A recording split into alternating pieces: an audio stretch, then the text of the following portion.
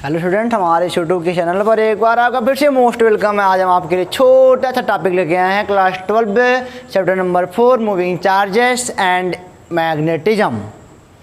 ठीक है ना।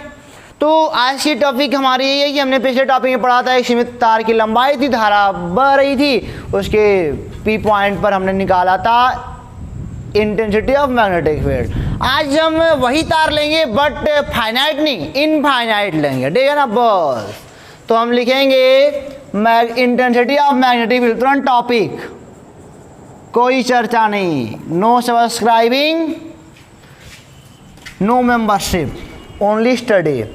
तो इंटेंसिटी ऑफ मैग्नेटिक फील्ड, मौसम बहुत अच्छा है, ठीक है ना, इस समय हवाएं चल रही हैं ड्यू टू इनफाइनाइट। अरे जहाँ पे फाइनाइट था वहाँ पे हमने अब की कर दिया इनफाइनाइट। करेंट कैरिंग वायर, ठीक है ना। मतलब कि अनंत धारावाही अगर लंबाई का चालक है तो उसकी वजह से किसी पॉइंट पी पर हमको बताना है इंटेंसिटी ऑफ मैग्नेटिक फील्ड। ठीक है ना। चलिए कोई बात नहीं, अब की बार हम लेंगे एक अनंत लंबाई का तार लेंगे, उसके बाद क्वेश्चन को सॉल्व करेंगे। ठीक है ना। एक बार हम कैमरे को चेक कर लें क्योंकि देख रहे हैं कि हवाएं ज़्यादा चल रही हैं, बड़ी परेशानी हो रही है। तो दिख तो रहा है बेटा, लेकिन हवा ने उत्पात कर दिया है थोड़ा सा, इसके खिलाफ केस किया जाएगा। जब पढ़ाते हैं तभी बहता है, जब पढ़ाते हैं तभी बहता है। देखो ये मान लो लंबाई के है आई है, ठीक है, और ये आपका अनंत लंबाई का है भाया। एक कहीं पे कोई पॉइंट पी ले लो, और पिछले वाले में भी हमने पॉइंट कहीं पे लिया था, ऐसा नहीं कि बीचों बीच लिया था या कहीं भी लिया था। एक कहीं ले लो, तुम्हारी मर्जी, कहीं ले लो। ये पॉइंट पी, इस पर हमको बताना है बी एट पॉइंट पी। बढ़िया सा, सुंदर सा। चलो, ये परपेंडिकुलर डिस्टेंस गिराना ही गिराना है। अच्छा, सीमित लंबाई जब था तो आपको पता है ना, हमने पढ़ा है चूंकि b बराबर mu naught by 4 pi I upon A sine phi 1 plus sine phi 2। लो अब देखो कमाल की बात, mu naught by 4 pi I upon A सब कुछ वही तो है, लेकिन अब की एंगल है ना चेंज करना है। लो इनफाइनाइट है यार, इनफाइनाइट है। अच्छा, तो इनफाइनाइट से हवाला एंगल कितना बनेगा देखो जरा। यहाँ पे था तो 10 अंश, यहाँ पे 20 अंश, यहाँ पे 30 अंश, यहाँ पे 40 अंश, यहाँ पे 50 अंश, यहाँ पे 60 अंश, यहाँ पे 70 अंश, यहाँ पे 80 अंश। तो क्या लग रहा है, जैसे जैसे ऊपर जाते जा रहे हो आपका एंगल क्या हो रहा है, बढ़ता जा रहा है, और अधिकतम कहाँ तक जाएगा, 90 तक जाएगा। इनफाइनाइट पे 90 अंश पे मिलेगा। जैसे जैसे आप बढ़ते जाए, इनफाइनाइट मतलब मैंने बताया ना, इनफाइनाइट हम लोग किसी के मतलब सापेक्ष लेते हैं, तो इस पॉइंट के सापेक्ष इनफाइनाइट पे है, इनफाइनाइट लंबाई का है। तो मैंने बोला जैसे जैसे आप ऊपर जा रहे हो तो आप देख रहे हो करंट क्या हो रहा है, अरे एंगल क्या हो रहा है, बढ़ रहा है। इनफाइनाइट पता नहीं कहाँ जाएगा, अरे पता नहीं कहाँ मिलेगा, अधिकतम 90 ले लेंगे और क्या, यानी कि हम मान लेते हैं कि साइन 90 पे मिलेगा। उसी वही हाल इनका भी है। यहाँ देखो 10 माइनस का 20 माइनस का 30, वही पूरा वही है। और हमको तो इस पूरा एंगल रखना है ना यहाँ पे, क्योंकि यहाँ पे हमको थोड़ी माइनस प्लस करना है, प्रूवेशन हमारा है। बस यहाँ पे इनफाइनाइट यहाँ पे एंगल चेंज कर रहे हैं, तो नीचे भी इनफाइनाइट से एंगल कितना बनाएगा, यह भी 90 बनाएगा। बाकी सारा खेल वही है, साइन 90। साइन 90 की वैल्यू अगर मैं बताऊँ तो 1 होता है, 1 1 2 हो जाएगा, नहीं तो जाएगा b बराबर mu naught by 4 pi 2 I upon A. Infinite अगर लंबाई का मतलब कि वायर है, करंट फ्लो हो रहा है किसी पॉइंट पी पर जो कि परपेंडिकुलर डिस्टेंस ए रखता है वायर से, उसके इंटेंसिटी ऑफ मैग्नेटिक फील्ड क्या होगी, mu naught by 4 pi 2 I upon A. Prove हो गया। ऐसा ही तो कुछ है ही नहीं, कुछ नहीं है। ठीक है ना। तो यहाँ तक आपको कोई प्रॉब्लम नहीं। चलो तो सिंपल था एंगल है, पर देखना है क्योंकि एंगल प्रूव किया गया है। एंगल देख लिया, देखो एंगल बढ़ रहा था, अधिकतम 90 जाएगा और कितना जाएगा 100, अब 190 20 नहीं लेना, वो सब कहाँ जाएगा, तो घूम जाएगा ना। एक खड़ा जा रहा है, अभी होते भी तो खड़ा हो जा रहा है ना, ये भी तो होते थे खड़ा हो जा रहा है। ऐसा मान लेते हैं कि 90 पे मिलेगा। क्यों 90 माना, क्योंकि 10 इस पॉइंट पे 20 30 40 अधिकतम 90 मान लिया बस। अब देखो जरा एक फार्मूला आपको प्रूव कराता हूँ। यहीं पे मैं कर दूँ सेमी इनफाइनाइट, इसको नोट कर लो, मैं बोल दूँ सेमी इनफाइनाइट, यानी कि ये हटाओ,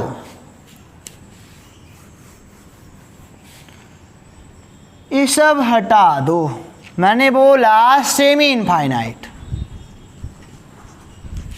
अब की बार यहाँ पे सेमी इनफाइनाइट, सेमी मान जानते हो ना, सर्कल सेमी सर्कल आधा आधा, आधा इनफाइनाइट, नीचे वाला हटा दे। अब इतना बताओ कितना होगा। Intensity of magnetic field due to semi infinite current carrying wire, फिर वही फार्मूला लगाएंगे यार, कोई दिक्कत ही नहीं है।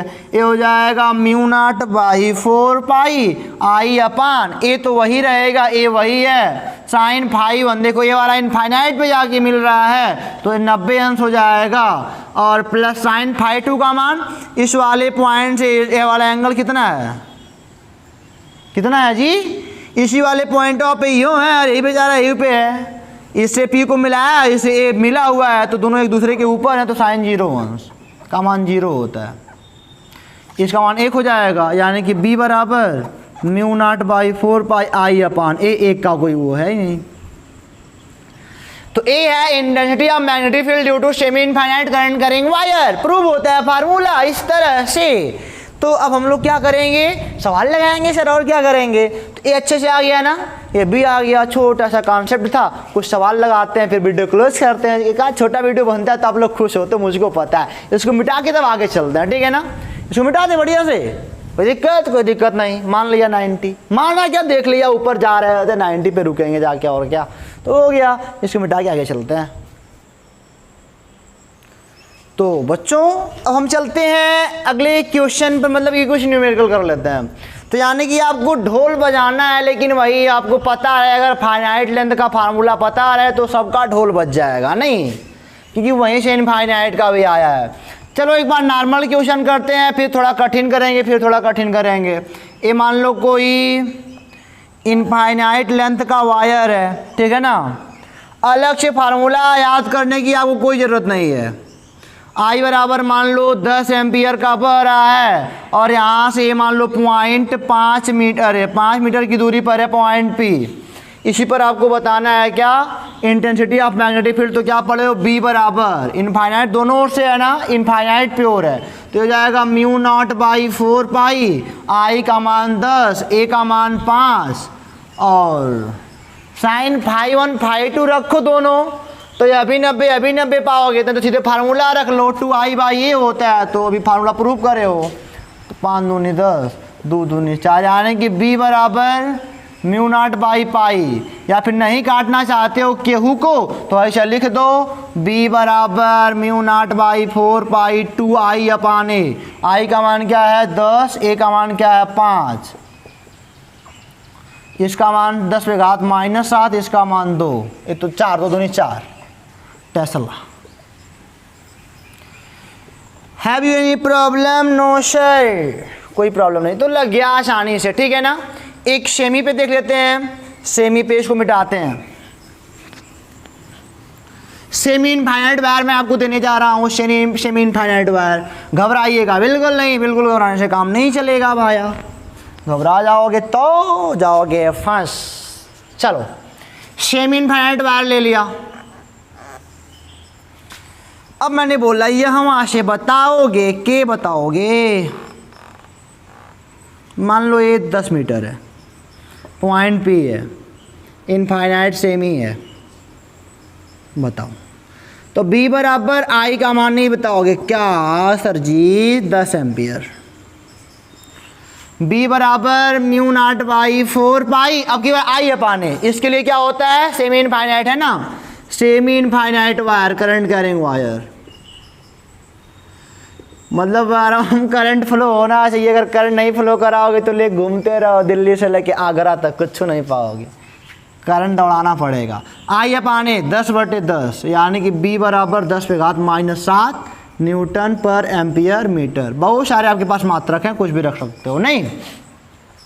तो ये सब तो हो गए नॉर्मल क्वेश्चन, सूत्र पे लग गए तुरंत ही। एक सूत्र नहीं पता तो पहला वाला पता है ना, μ0/4 अपान ए sin φ1 + sin φ2 रखोगे तो एक तो 0 आएगा, एक तो 90 आएगा, फिर वही बात बन जाएगी। तो फार्मूला अलग से नहीं रटना, कभी नहीं रटना। क्या रटने वाला काम मैंने आज तक नहीं सिखाया, तो आज क्या सिखाऊंगा। चलो एक बढ़िया क्वेश्चन करते हैं, बढ़िया सा मस्त सा मजेदार। मजेदार क्या होता है? कुछ नहीं होता। चलो मान लिया, क्या लो ऐसे मान लिया ए इनफाइनाइट है,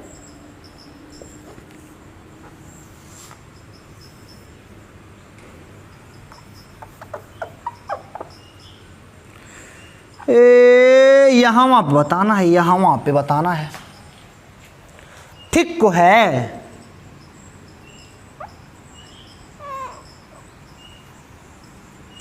ये दूरी आपको दी गई है, मान लो D मान लेता नहीं, ए यहाँ से तो ये φ1 होगा ये,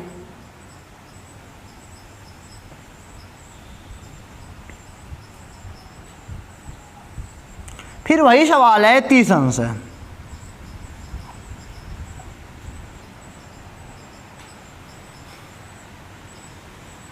ठीक है, आई का मान लो 18 एम्पियर है।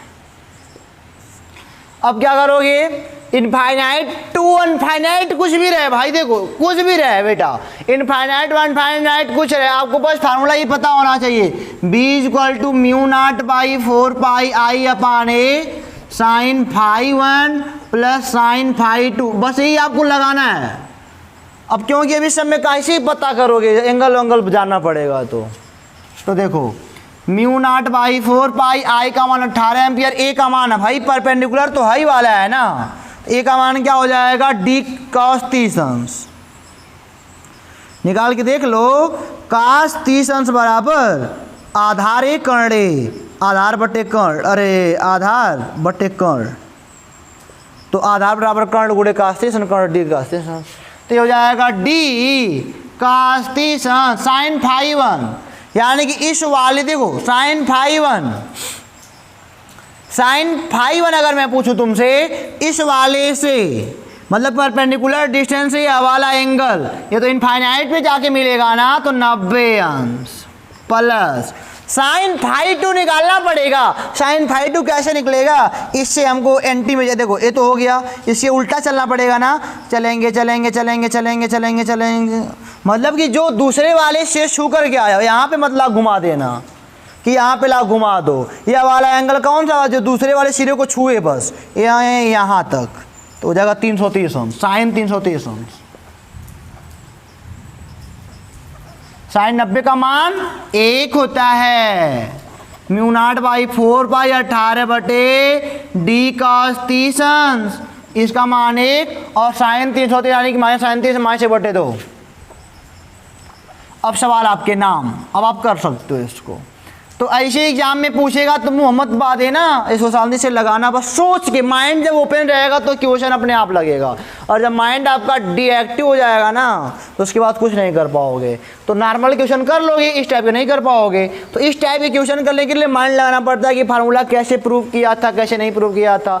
इस टाइप के क्वेश्चन आपकी बुक में तमाम मिलेंगे, कोई बात नहीं, हमने आपको सारे क्वेश्चन बता दिए और आपकी इस लायक हो चुके हो कि बड़े बड़े क्वेश्चन एज्यूम कर सकते हो, ठीक है ना। और कोई क्वेश्चन होगा तो हमारे नाम कर देना, ठीक है ना। हंसते रहो, पढ़ते रहो, फिर मिलेंगे अगले वीडियो में आप से कुछ नए टॉपिक के साथ। तब तक के लिए आप मस्त रहो। All the best.